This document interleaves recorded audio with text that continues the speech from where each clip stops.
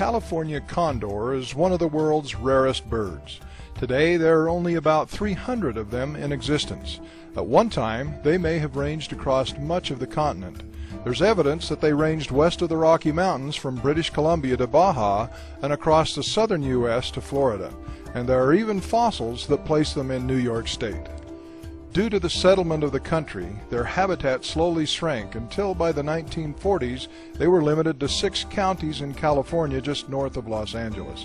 By 1987 there were only 22 birds in the world, all congregated in the mountains above Santa Barbara. These birds were captured and placed in a captive breeding program. Today the number has increased to just over 300 birds. About half of them are free flying, with the remainder remaining in the captive breeding program.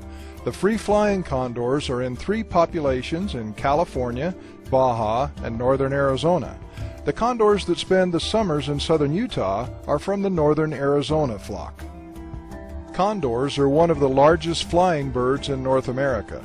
Their body can be from 45 to 55 inches long. They may weigh more than 20 pounds with a wingspan of over 9 feet. The young of the year have dull black feathers with a dull black or gray head with no feathers at all. As they mature, the skin of the head gradually turns yellow, orange, and red. The transition is complete in about 7 to 8 years. These birds are strict carrion eaters. They use their great wings to soar effortlessly for hours in search of food. Condors mate for life and normally nest only every other year. Eggs are laid directly on the ground, usually in a cave or large overhang on an expansive cliff. They hatch in about 56 days, and the young birds fly about 5 or 6 months later. The parents tend the young birds for more than a year from fledging.